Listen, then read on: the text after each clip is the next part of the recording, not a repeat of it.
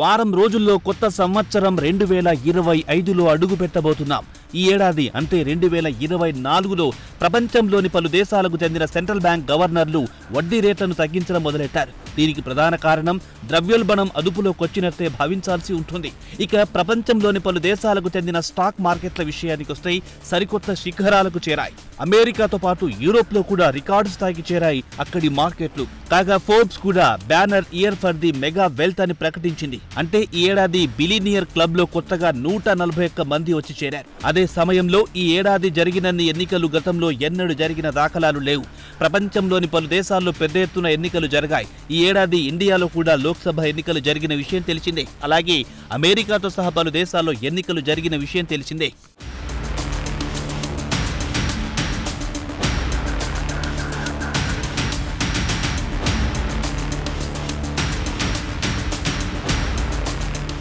ఇవన్నీ పక్కన పెడితే వచ్చే 2025 క్లిష్ట సంవత్సరంగా ఉండే అవకాశం ఉంటుందని ఆర్థిక నిపుణులు అభిప్రాయపడుతున్నారు. ఈ ఏడాది నవంబర్లో అమెరికాలో జరిగిన ఎన్నికల్లో రిపబ్లికన్ పార్టీ అభ్యర్థి డొనాల్డ్ ట్రంప్ ప్రెసిడెంట్గా గెలిచారు. జనవరి 20వ తేదీన ఆయన అమెరికా ప్రెసిడెంట్గా బాధ్యతలు స్వీకరించబోతున్నారు. ఆయన రాగానే ట్రేడ్ వార్ మొదలవుతుందన్న టాక్ మొదలైంది. అమెరికా ఇతర దేశాల నుంచి దిగుమతి చేసుకునే వస్తువులపై భారీ ఎత్తున సుంకం విధిస్తారని ఇప్పటికీ పలుమార్లు హెచ్చరించారు. తన ఎన్నికల ప్రచారంలో కూడా ఇదే విషయాన్ని ప్రస్తావించారు. తాను అధికారంలోకి వస్తే చైనా నుంచి లేదా ఇండియా నుంచి ఇతర దేశాల నుంచి దిగుమతి చేసుకునే వస్తువులపై భారీ ఎత్తున సుంకం విధిస్తారని చెప్పారు. ఒకవేళ ట్రంప్ ట్రేడ్ వార్ను మొదలెడితే ద్రవ్యోల్బణం పెరిగిపోతుంది, ప్రపంచవ్యాప్తంగా వృద్ధి రేటు మందగిస్తుంది, నిరుద్యోగం పెరిగిపోతుంది. ప్రస్తుతం అన్ని దేశాల్లో నిరుద్యోగ సమస్య ఉంది. అది మరింత పెరిగే అవకాశాలను కొట్టి పారేలేమంటున్నారు ఆర్థిక నిపుణులు.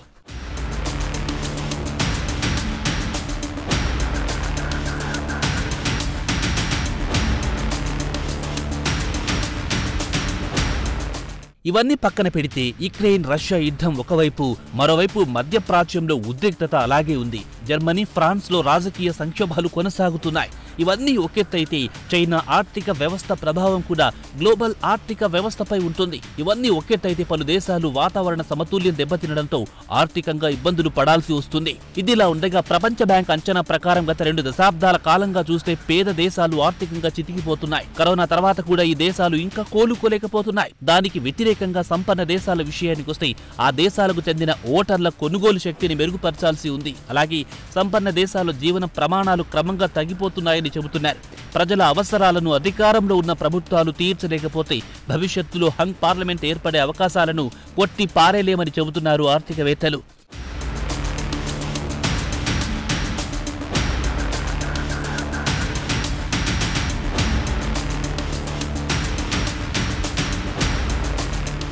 కోవిడ్-19 తర్వాత నేషనల్ బడ్జెట్లో పెద్ద ఎత్తున ప్రభుత్వాలు వ్యయం చేయాల్సి వస్తోంది. వాతావరణ సమతుల్యం కాపాడుకోవడానికి అదనంగా వ్యయం చేయడంతో పాటు దేశంలో వయస్సు పైబడిపోతున్న వారి కోసం, అలాగే వైద్యం, ఆరోగ్యం కోసం ఆ దేశాలు తమ బడ్జెట్లో పెద్ద ఎత్తున కేటాయింపులు చేయాల్సిన పరిస్థితి ఏర్పడింది. అయితే ప్రపంచంలోని కొన్ని దేశాల్లో ప్రభుత్వం గత కొన్ని సంవత్సరాల నుంచి పెద్ద ఎత్తున అప్పులు తెచ్చి సంక్షేమ పథకాలపై వ్యయం చేస్తున్నాయి. దీంతో ఈ రోజు కాకపోయినా భవిష్యత్తులో తీవ్రమైన ఆర్థిక సంక్షోభంలో కూరుకుపోవాల్సి వస్తుందని ఆర్థికవేత్తలు హెచ్చరిస్తున్నారు. ఇదిలా ఉండగా వచ్చే సంవత్సరం ఎలా ఉంటుందనే విషయానికొస్తే European central bank president Christine Lagarde ECB చివరి మీటింగ్ తర్వాత మీడియాతో మాట్లాడుతూ వచ్చే ఏడాది ఒడిదుడుకులకు గురైనా కోలుకునే అవకాశాలున్నాయని చెప్పారు.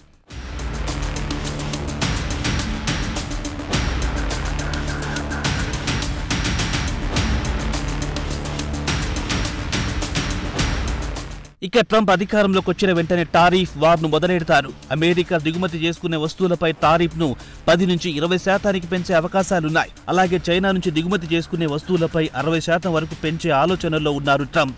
ఇక వాస్తవంగా సుంకాన్ని పెంచుతారు, లేక సంప్రదింపుల కోసం లేదా బేరసారాల కోసం ఇలా బెదిరిస్తున్నారా అన్న టాక్ కూడా వినిపిస్తోంది. అయితే ఏ రంగంపై తీవ్ర ప్రభావం చూపుతుందో వేచి చూడాల్సిందే. ఇక చైనా విషయానికొస్తే ప్రపంచంలోని అతిపెద్ద ఆర్థిక వ్యవస్థలో 2వ స్థానంలో ఉంది. గత కొన్ని సంవత్సరాల నుంచి, అంటే కరోనా తర్వాత నుంచి చైనా ఆర్థికంగా దూసుకుపోతోంది. అయితే ఆర్థికవేత్తల సలహా ప్రకారం తయారీ రంగంపై ఫోకస్ తగ్గించి దేశంలోని అల్పాదాయ వర్గాలకు చేతిలో డబ్బాడే విధంగా ప్రభుత్వం ప్రయత్నాలు మొదలెట్టాలని సూచిస్తున్నారు.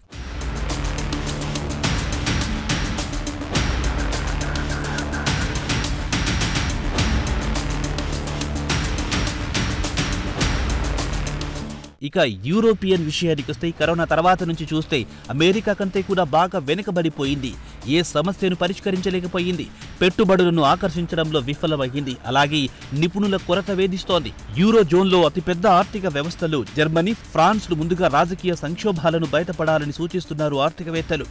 ఇక ఇతర ఆర్థిక వ్యవస్థల విషయానికొస్తే డాలర్ బలపడాలంటే ట్రంప్ తీసుకునే విధానపరమైన నిర్ణయాలపై ఆధారపడి ఉంటుంది. ఒకవేళ ఆయన పాలసీల వల్ల ద్రవ్యోల్బణం పెరిగి ఫెడరల్ రిజర్వ్ వడ్డీ రేట్ల కోతలో జాప్యం చేస్తే అమెరికా ఆర్థిక వ్యవస్థకు చేటు తెస్తుందని హెచ్చరిస్తున్నారు.